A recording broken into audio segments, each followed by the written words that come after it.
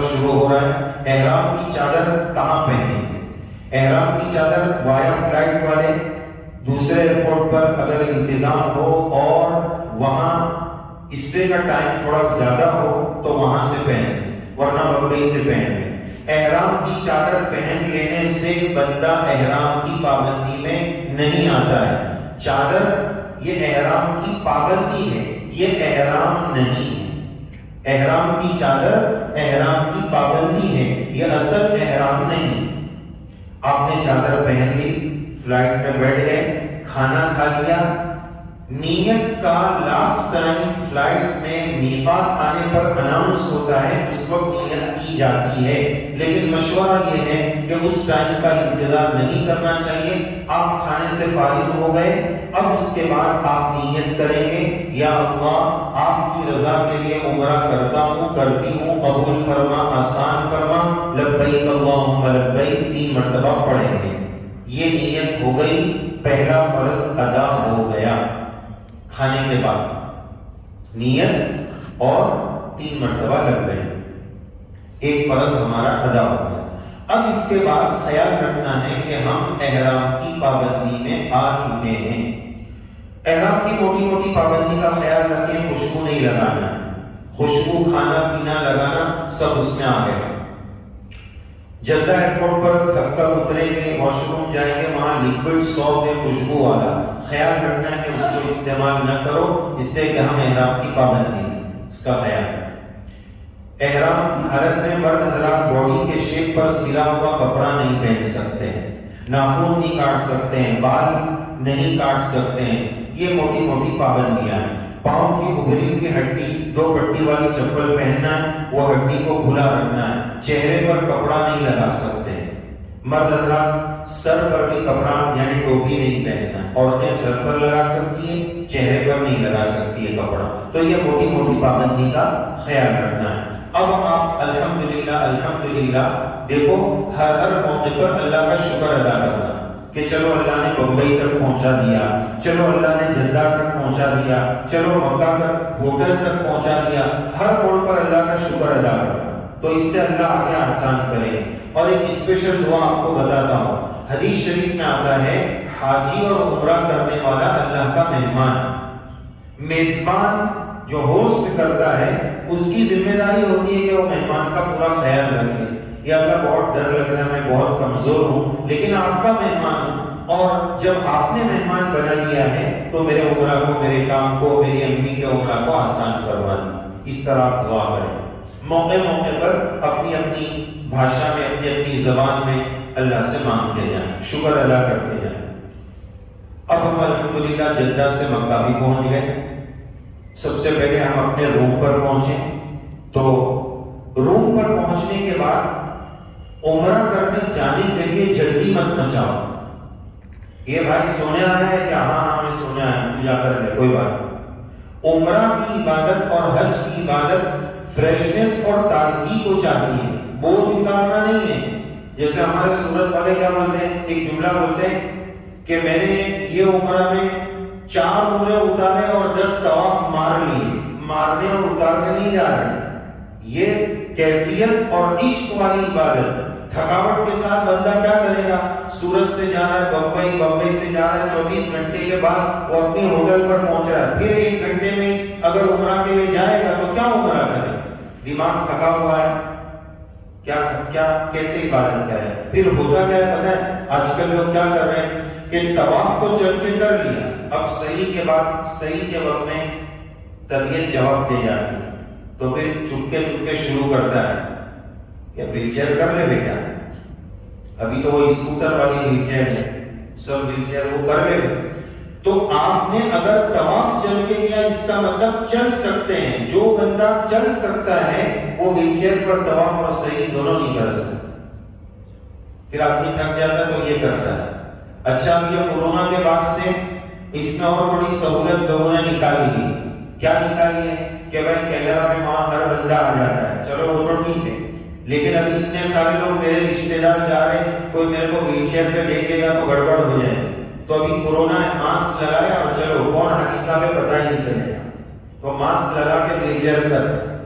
تو جو چل سکتا ہے وہ ویل چیئر پر طواف اور سعی نہیں کر سکتا، اس لیے تھکے ہوئے ہونے کی حالت میں عمرہ پہ نہ جائیں، فریش ہو جائیں، آرام کر لیں، 2 گھنٹہ 3 گھنٹہ کوئی وقت نہیں، ہر ایک کو آرام کے لیے الگ الگ وقت کی ضرورت ہے، تو جب پورے فریش ہو جائے پھر عمرہ کے لیے جائیں۔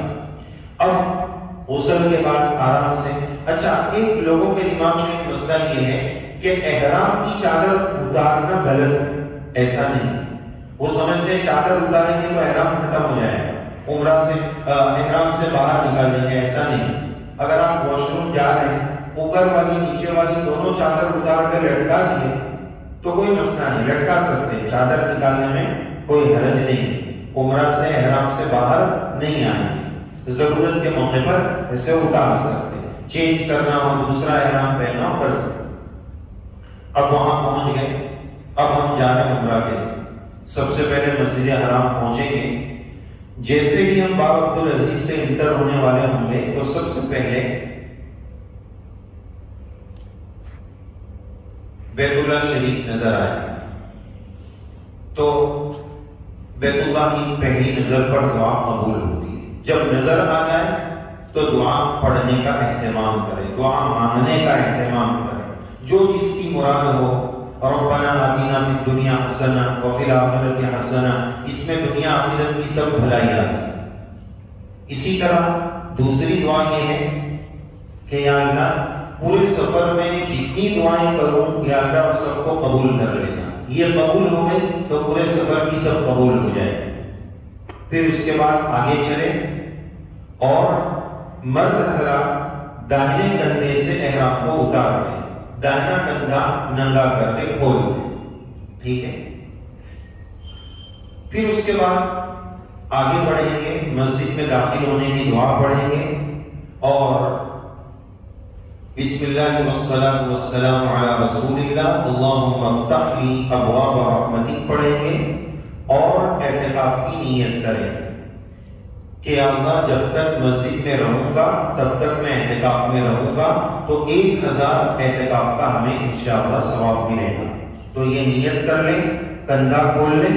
اب مسجد کے اندر ہم چلے جائیں، اب مسجد کے اندر جب ہم جائیں گے تو پہلا کام ہمارا طواف کا ہے۔ یہ بیت اللہ شریف کے گویا 4 کونے، یہ والا کونا حجر اسود والا، یہاں سے ہمارا طواف شروع ہونے والا ہے۔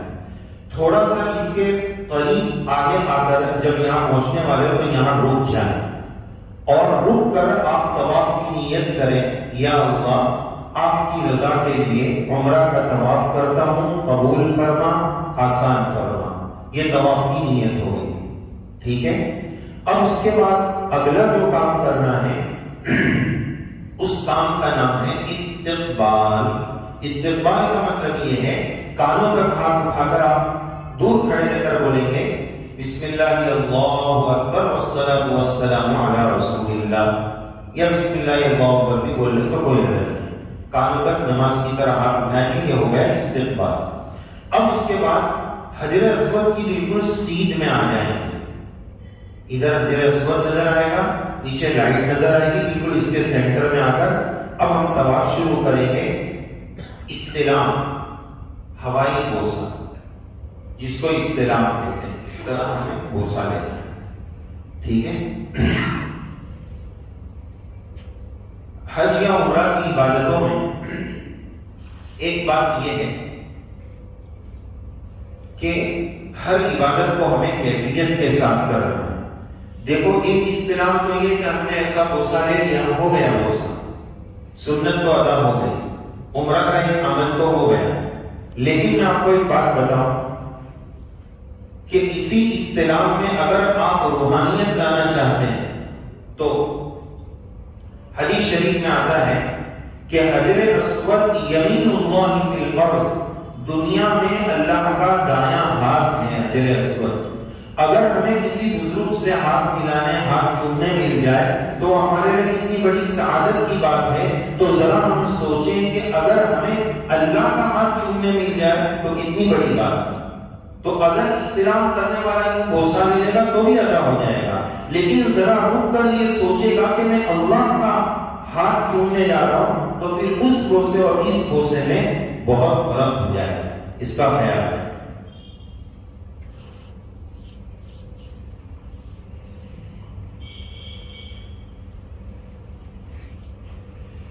تو یہ بوسہ ہو گیا۔ اب ہمارا طواف شروع ہوگا، حجر اسود کی لائن سے شروع ہو کر یہ 4 کونے اس طرح مکمل ہوں گے، ٹھیک ہے۔ اب یہ 7 چکروں میں ہمیں کرنا کیا ہے؟ ہر ایک چکر ختم ہونے پر ایک مرتبہ پھر بوسہ لیں گے، تو 7 چکر جب پورے ہوں گے تو 8 بوسے مکمل ہو گئے ہیں۔ اس طرح ہمارا طواف 7 چکر والا مکمل ہو چکا۔ 7 چکر میں ہمیں کرنا کیا ہے؟ طواف کے دوران طواف میں سب سے افضل یہ ہے کہ دعا کا اہتمام کریں، جتنا ہو سکے طواف میں دعا ہو، اور 7 چکر یاد رکھنے اور کیا کرنا ہے اس کے لیے ایک ترتیب ہے، کوئی فرض واجب ترتیب نہیں ہے۔ پہلے چکر میں آپ درود شریف پڑھو، دوسرے چکر میں استغفار، چھٹے چکر میں استغفار، 7ویں چکر میں درود شریف۔ یہ 4 چکر ہو گئے، بیچ کے 3 بچ گئے۔ تیسرے چکر میں اپنے لیے دعا، چوتھے چکر میں اپنے گھر والوں کے لیے دعا، اور 5ویں چکر میں کل امت مسلمہ کے لیے دعا کا اہتمام کریں۔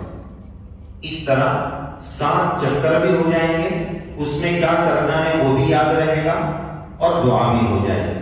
یہ کوئی فرض واجب نہیں ہے، سنت نہیں ہے، ایک ترتیب ہے۔ اس کے علاوہ کوئی اور کچھ کرنا چاہے تو وہ بھی کر سکتے ہیں۔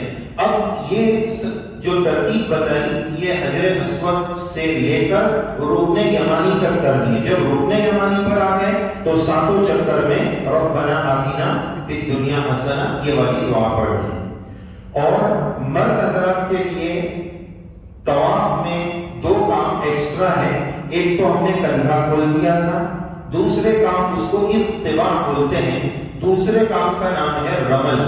رمل کا مطلب یہ ہوتا ہے کہ پریڈ والی چال، فوجی والی چال، بھاگنا نہیں، پاؤں پیچھے سے تھوڑا اٹھا کر سینہ تھوڑا سا نکال کر اس طرح چلنا ہے، اس کو رمل بولتے ہیں۔ یہ والا کام شروع کے 3 چکر میں کرنا ہے۔ پورے چکر میں نہ کر سکو تو کوئی بات نہیں، بھیڑ کی وجہ سے یہ مشکل رہتا ہے، جب بھی تھوڑی جگہ مل جائے تو یہ کر لو، اس کو کہتے ہیں رمل۔ تو جب 7 چکر پورے ہوں گے 8 بوسے ہمارے مکمل ہو جائیں گے، اور اس طرح ہمارا طواف الحمدللہ مکمل ہو جائے گا۔ طواف کے دوران بیت اللہ شریف کو دیکھنا، سینہ کرنا، اس کی طرف پیٹ کرنا، تینوں کام منع ہے۔ طواف کے دوران بیت اللہ کو دیکھنا، سینہ کرنا، پیٹ کرنا یہ غلط ہے، مسجد کی روح سے صحیح نہیں، اس کا ہم خیال رکھیں۔ اب اس کے بعد طواف پورا کرنے کے بعد اللہ تعالیٰ سے آپ ایک دعا مانگ سکتے ہیں۔ کیا دعا مانگیں گے؟ دعا یہ مانگیں گے کہ یا اللہ آج میں نے آپ کے در کے پھیرے لگائے، آپ کے در کے پھیرے لگانے کے بعد پیارے اللہ مخلوق کے در کے پھیرے لگانے سے ہماری حفاظت کرنا ہے۔ بہت بڑی دعا ہے، بہت پیاری دعا ہے۔ عقل مند لوگ وہ ہوتے ہیں جو بڑوں سے موقع نکال کر اپنا مطلب پیش کر دیتے ہیں۔ ہم نے اپنے گھروں میں دیکھا ہے نا کہ بیویاں دیکھتی ہے کہ حضرت آج اچھے موڈ میں ہیں تو پھر شاپنگ کی بات شروع کرتی ہے، کپڑے کی بات شروع کرتی ہے، موڈ دیکھتی ہے کہ آج جہاں اعلیٰ اور میرے میاں کس موڈ میں اچھا موڈ ہے تو پھر آفر آ جاتا ہے۔ تو اسی طرح جب اللہ تعالیٰ بندے پر عطا اور نوازش فرما رہے وہ تو ہر وقت فرما رہے، لیکن یہ دعا کی قبولیت کا موقع ہے تو ہم اللہ کو یہ بات پیش کر دیں۔ اور دیکھو مخلوق کے در کے پھیرے مانگنے کے نہیں، میرا اپنا قرض ہے اس بندے کے پاس، دے نہیں رہا ہے، دھکے کھلا رہا ہے، یہ بھی تو مخلوق کا در کا پھیرا ہے نا۔ اللہ مخلوق کے در کے پھیرے لگانے سے میری حفاظت فرما دیجیے، یہ دعا آپ ضرور مانگیے۔ اور موقع کی دعا موقع پر مانگ لینے کی بڑی اہمیت ہوتی ہے۔ قرآن مجید سے اس کا ثبوت ملتا ہے کہ حضرت زکریا نے علیہ السلام حضرت مریم سے پوچھا کہ انا لکی ھذا، یہ بے موسم کا پھل تیرے پاس کہاں سے آیا؟ تو اللہ نے بھیجا، دعا کی تو اللہ نے بھیج دیا تو زکریا علیہ السلام نے دیکھا کہ یہ اچھا موقع ہے، اللہ بے موسم کا جب پھل دے سکتا ہے تو میرے یہاں اولاد نہیں ہے، تو اللہ تعالیٰ سے یہ مانگنے کا اچھا موقع ہے۔ ہنالک دعا زکریا ربہ، زکریا علیہ السلام نے فوراً اللہ سے دعا مانگ لی، رب ہب لی من لدنک ذریۃ طیبہ، تو اللہ نے فوراً اس دعا کو قبول فرمایا۔ یبشرک بیحییٰ، ہم یحییٰ بچے کی تم کو خوشخبری سناتے ہیں۔ موقع پر مانگی ہوئی دعا اللہ نے قبول فرمائی، تو اس کا ہم ضرور خیال رکھیں، موقع پر دعا مانگیں۔ اب ہمارا طواف ابھی بھی مکمل نہیں ہوا ہے جب تک کہ 2 رکعت واجب الطواف نہیں پڑھے۔ واجب الطواف پڑھنے کے وقت داہنا کندھا جو ہم نے کھولا تھا اس کو بند کر لو، طواف ہو گیا اب اس کو بند کر لو۔ ٹوپی ابھی بھی نہیں پہننا ہے اس لیے کہ احرام کی حالت میں، اس کو بند کر کے 2 رکعت جہاں موقع ملے وہاں 2 رکعت واجب الطواف ادا کرو۔ جب تک 2 رکعت نہیں ہوگی طواف ادھورا ہوگا۔ طواف فرض ہو، واجب ہو، نفل ہو، کوئی بھی طواف ہو، اس طواف میں 2 رکعت پڑھنا ضروری ہے، اس کے بغیر طواف مکمل نہیں ہوگا۔ ایک بھول جو آج کل لوگ کرتے ہیں، اس بھول کے بارے میں ایک بات آپ کو بتانی ہے کہ یہ جیسے حجر اسود والا چھیڑا کنارہ، یہاں لوگ نماز پڑھتے ہیں 2 رکعت والی، تو ادھر آپ نے دیکھا کہ بہت رش ہوتا ہے، تو شارٹ کٹ مارنے کے لیے لوگ 7ویں چکر میں ادھر سے نکل جاتے ہیں، ادھر سے 7واں چکر ادھورا ہو گیا، طواف انکمپلیٹ رہا، مکمل نہیں ہوا۔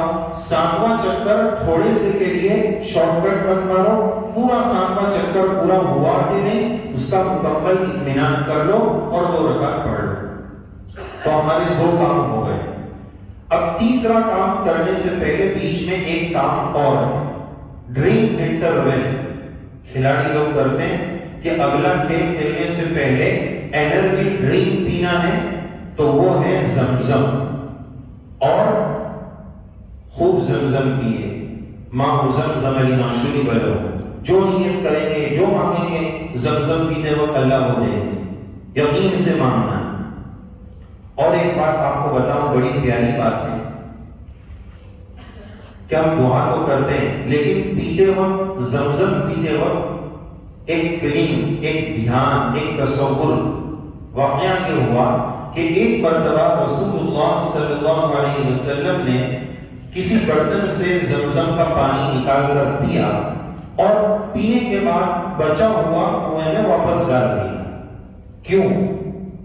اس لیے کہ قیامت تک آنے والی میری امت کو میرا پانی بھی پینے مل جائے۔ تو میں صرف زمزم نہیں پی رہا ہوں، میرے سرکار کا بچا ہوا، مجھے دیا ہوا مجھے پانی مل رہا ہے، اتنی بڑی سعادت کی بات ہے۔ حضرت ابراہیم و اسماعیل و ہاجر کی برکت بھی ہے، اور میرے آقا جناب محمد رسول اللہ صلی اللہ علیہ وسلم کی برکت بھی اس میں موجود ہے۔ اس کا ہم خیال رکھیں۔ پھر زمزم ہو گیا، اب اگلا کام ہے صفا مروہ کی سعی کا۔ صفا مروہ کی سعی کے مقام پر پہنچنے سے پہلے، صفا پر پہنچنے سے پہلے آپ ایسی جگہ تلاش کریں جہاں سے اوپر سے، جہاں سعی شروع کرنا اس سے پہلے ایسی جگہ دیکھیں جہاں سے بیت اللہ نظر آ جائے، تو وہاں پہنچ کر 9 مرتبہ بوسہ لینا ہے۔ 8 بوسے تو طواف کے وقت ہوئے تھے، اب 9 مرتبہ بوسہ لینا ہے، تو 9 بوسے ہو گئے۔ اب ہمارا عمرہ کا تیسرا کام شروع ہوگا جس کو بولتے ہیں سعی۔ اب آپ صفا پر پہنچیں گے اور نیت کریں گے، یا اللہ آپ کی رضا کے لیے عمرہ کی سعی کرتا ہوں، قبول فرما، آسان فرما۔ اور اوپر آیت لکھی ہوئی ہے، اگر یاد ہو دکھ جائے تو پڑھنے والی، ورنہ نیت کافی ہے۔ ان الصفا والمروہ من شعائر اللہ فمن حج البیت او اعتمر فلا جناح علیہ ان یطوف بہما۔ یاد ہو تو پڑھے، ورنہ نیت کر لے، کافی ہے۔ ہر چکر پر صفا اور مروہ پر کھڑے رہ کر آپ کو دعا کرنا ہے، ٹھیک ہے؟ 7 چکر میں دعا کا اہتمام کرنا ہے۔ ہماری سعی شروع ہوگی صفا سے، ختم ہوگی 7واں چکر مروہ پر۔ مرد حضرات کے لیے سعی میں ایک اسپیشل بات یہ ہے جو عورتوں کے لیے نہیں ہے، وہ یہ ہے کہ بیچ میں جو گرین لائٹ کا ایریا آئے گا، میلین افضلین جس کو کہا جاتا ہے، اس ایریے میں مرد حضرات کو دوڑنا ہے۔ رمل میں دوڑنا نہیں ہے، اس میں دوڑنا اور دعا کرنا۔ طواف میں تو بندہ دعا کبھی کبھار کر لیتا ہے، لیکن صحیح میں اکثر دیکھتے ہیں کہ بڑی غفلت کے ساتھ لوگ صحیح کرتے ہیں، بس کہ جیسے واکنگ چل رہی ہے، مارننگ واک چل رہا ہے، ایسا نہیں کہ عبادت چل رہی ہے۔ تو عبادت کو عبادت کے اسٹائل میں کریں، یہ نہیں کہ مارننگ واک کر رہے ہیں، ایسا نہیں۔ اور صفا مروہ کی صحیح کے وقت اللہ تعالیٰ سے یہ بھی مانگے کہ یا اللہ یہ جو عمل ہے صحیح کا، یہ آپ کے بندی حضرت حاجر کا عمل ہے، آپ کا ان کا دوڑنا آپ کو اتنا پسند آیا کہ ہر حج اور ہر عمرہ کی عبادت میں آپ نے اس کو شامل کر دیا، اور پیارے اللہ یہاں آپ کی وہ مبارک بندی دوڑی، اس دوڑنا اور ان کا ماننا آپ کو اتنا بھایا کہ آپ نے ایسا زمزم دیا کہ قیامت تک آنے والی انسانیت پیے گی۔ یا اللہ ان کو اور ان کے بچوں کو پانی کی ضرورت تھی، آپ نے پانی دیا۔ میں حضرت حاجر کی طرح تو نہیں کر رہی ہوں، نہیں کر رہا ہوں، لیکن بس ان کی کاپی کر رہا ہوں۔ میرے اللہ ان کی ضرورت پانی کی، میری ضرورت ہدایت ہے، میری ضرورت مغفرت ہے، میری ضرورت اللہ آپ کا راضی ہو جانا ہے، میری ضرورت فلسطین کے مسلمانوں کی مدد ہے، یا اللہ میری ضرورت بھی پوری فرما دیجیے۔ اس طرح اللہ سے واسطہ دے کر آپ صفا مروہ کی سعی میں دعا کریں گے۔ 7 چکر مکمل ہوں گے، اب اس کے بعد آپ 2 رکعت پڑھنا مستحب ہے، ضروری، فرض، واجب، سنت نہیں ہے۔ سعی کے بعد 2 رکعت پڑھنا مستحب ہے۔ تو اب جا کر ہمارے 3 کام مکمل ہو گئے، 3 کام پورے ہو گئے۔ اب چوتھا کام کرنا ہے۔ مرد حضرات کے لیے 2 آپشن، بال کٹانا اور ٹکلا کرانا، حلق۔ آپ صلی اللہ علیہ وسلم نے حلق کرانے والوں کو 3 مرتبہ رحمت کی دعا دی ہے، اور بال کٹانے والے کو 1 مرتبہ دعا دی ہے۔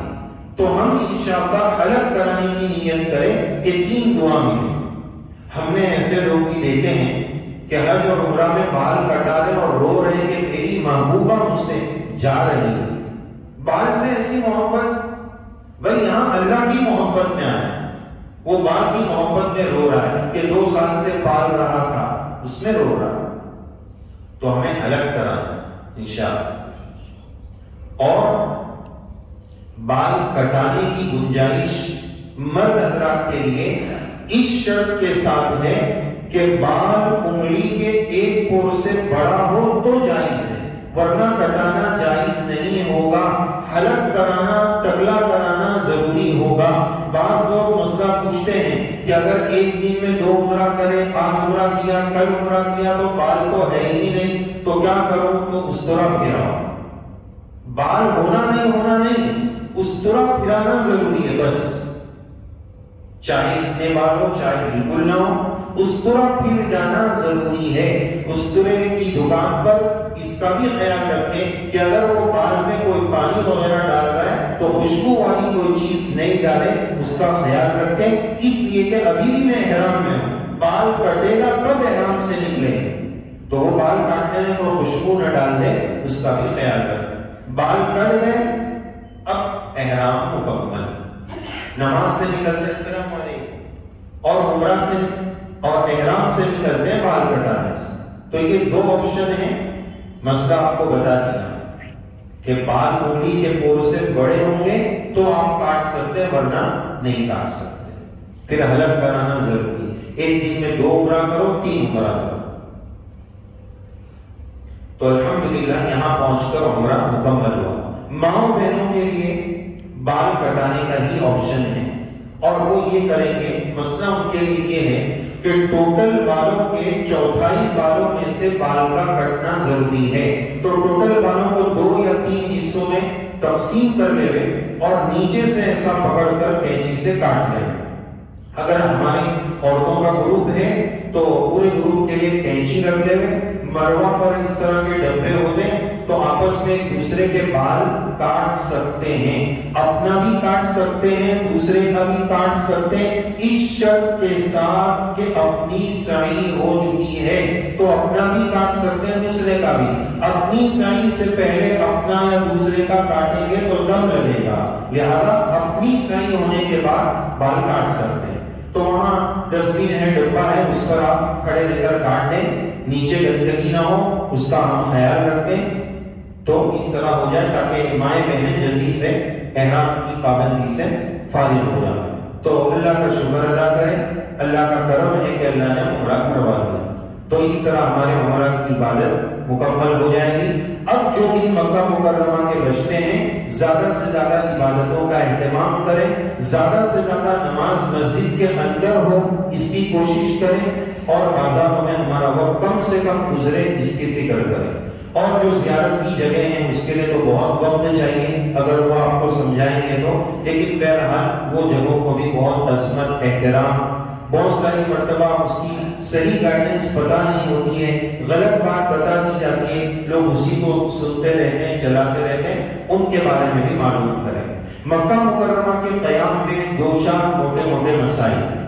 ایک مسئلہ یہ ہے کہ آج کل وہ مسئلہ چل رہا ہے کہ بلا احرام کے مسجد میں اندر جانے نہیں دے رہے، عورتیں تو چلی جاتی ہیں عمرہ کے لیے، مرد حضرات کو احرام کے بغیر جانے نہیں دے رہے، تو اب کیا کریں؟ لوگ پوچھتے ہیں کہ احرام کی چادر پہن کر نفلی عمرہ کے لیے چلے جائیں، بعض حضرات نے اجازت دی ہے، ہم تو منع کرتے ہیں، ہمارے اکابر کا فتویٰ بھی اس سلسلے میں موجود ہے کہ نہ، ایسا نہ کریں۔ جھوٹ جیسے زبان سے ہوتا ہے، جھوٹ عمل سے بھی ہوتا ہے۔ ہمارے پڑوس میں پولیس رہتے ہیں، انہوں نے اپنی گاڑی پر پولیس کی نمبر پلیٹ لگائی، اب وہ نمبر پلیٹ لے کے میں میری گاڑی میں لگا دوں تو یہ جھوٹ ہوگا کہ نہیں؟ میں نے کچھ جھوٹ بولا کچھ بھی نہیں بولا، لیکن یہ بھی جھوٹ ہے، تم پولیس تھوڑی ہو، تم تو مولا نا، تو پولیس کا نمبر پلیٹ کیوں لگا رہا؟ تو جھوٹ اگر میں وردی پہن لوں، ڈنڈا لے لوں، اسٹار لگا لوں، جھوٹ ہے، بولا کچھ نہیں۔ تو اسی طرح تم احرام میں نہیں ہو، احرام کی چادر پہن کر جھوٹ بول رہے ہیں کہ میں گویا احرام میں، اور ویسے بھی طواف فرض تھوڑی، واجب تھوڑی، نفلی کام کرنے کے لیے اس طرح کرنا مناسب نہیں لگتا۔ اگر بہت جذبہ ہے، آسان شکل ہے، روز یا ایک دن چھوڑ کر روز عمرہ کر لو۔ ہاں، نفلی طواف کرنے کی ایک شکل آپ کو بتاؤں جس کی گنجائش ہو سکتی ہے کہ طواف اور سعی کے بیچ میں گیپ کر سکتے ہیں۔ تو آپ نے طواف کیا، سعی سے پہلے انٹرول تھوڑا وقفہ کر لو، بیٹھ جاؤ، اب سعی سے پہلے چند نفلی طواف آپ کر سکتے ہیں، پھر سعی کرو، کوئی حرج نہیں۔ تو آپ ایسا کر سکتے ہیں، رات کا ہلکا پھلکا کھانا کھاؤ، پھر حرم میں جاؤ، دمادم طواف اور عمرے کرو، اور فجر تک کرتے رہو، فجر پڑھ کے آؤ، ہوٹل پر ناشتہ تیار ہو تب ناشتہ کر کے پھر اللہم بسم اللہ، تو اچھی ترتیب ہو جائے۔ تو یہ ایک مسئلہ ہوا کہ یہ نہ کریں۔ دوسری اہم بات مسئلے کی روشنی میں کہ بہت سارے لوگ جہاں جگہ ملتی ہے وہاں نماز پڑھ لیتے ہیں، نہیں، نماز با جماعت میں صفوں کا کنٹینیو ہونا ضروری ہے، جہاں تک جا سکتے وہاں تک جانا ہے۔ سامنے جو ہلٹن ٹاور ہے جس کو مکہ ٹاور بھی بولتے ہیں، اس میں مسجد ہے، وہ مسجد کا نام ہے مسجد ابو بکر، حضرت ابو بکر رضی اللہ عنہ کا گھر ادھر ہی تھا۔ تو بعض لوگ کیا کرتے ہیں، جمعہ میں رش بھی ہے اور گرمی بھی ہے، تو وہ اے سی میں وہاں جا کے نماز پڑھتے ہیں، صفیں کنٹینیو نہیں ہے، نماز نہیں ہوگی۔ اس لیے جہاں تک جا سکتے ہیں وہاں جانا چاہیے۔ اسی طرح کچھ سالوں سے دونوں جگہ پر جمعہ کی اذان جمعہ کا وقت ہونے سے پونا گھنٹہ پہلے اذان ہو جاتی ہے۔ اذان کے بعد سنت پڑھنا جائز نہیں ہے۔ جمعہ کا وقت ہوتا ہے، امام صاحب فوراً خطبہ شروع کرتے ہیں، خطبے کے بیچ میں بھی سنت پڑھنا جائز نہیں۔ جمعہ کی فرض پڑھنے کے بعد پہلے والی سنت آپ پڑھیں، یہ بھی مسئلہ ہے، اس کا بھی خیال رکھیں۔ مائیں بہنیں، ان کے لیے وہ اپنے کمرے میں بھی نماز پڑھیں گے تو انشاءاللہ وہی ثواب ملے گا۔ ہاں، عبادت کے لیے باہر نکلے ہیں طواف عمرہ کے لیے تو پڑھ لیں تو کوئی حرج نہیں.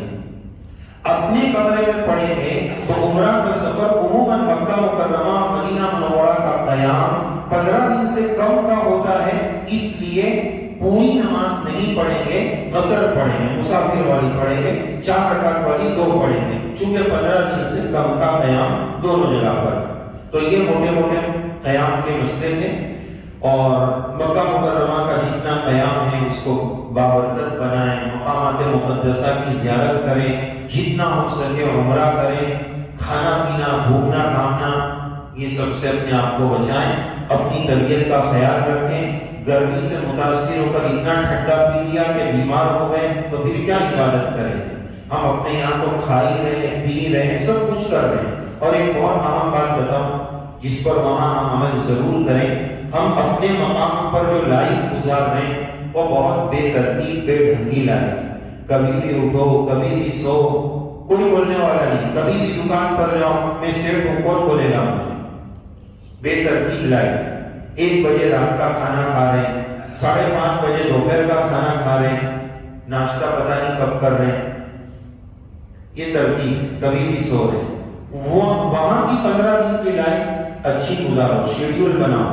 اتنے بجے اٹھوں گا، اتنے بجے پڑھوں گا، یہ کروں گا، اسی کے مطابق چلو، ادھر ادھر نہیں.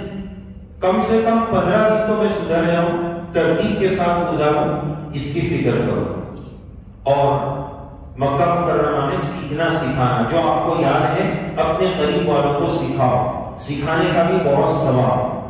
آپ صلی اللہ علیہ وسلم نے صحابہ رضی اللہ عنہ کو پورا حج سکھایا حج کے سفر کے دوران. اس میں علماء نے لکھا ہے حج کی ایک سنت یہ ہے کہ حج کے سفر میں لوگوں کو حج سکھانا. حضور نے حج میں لوگوں کو حج سکھایا. تو سکھانے والی عبادت بڑی پیاری اور بڑی عبادت ہے، تو لوگوں کو سکھاؤ. اس ترتیب سے آپ سیکھ جاؤ، اتنا پرفیکٹ یاد ہو جائے کہ آپ دوسروں کو سکھانے والے بن جائیں. اللہ تعالیٰ آپ کے سفر کو قبول فرمائے، آسان فرمائے، وہاں کی برکتیں نصیب فرمائے.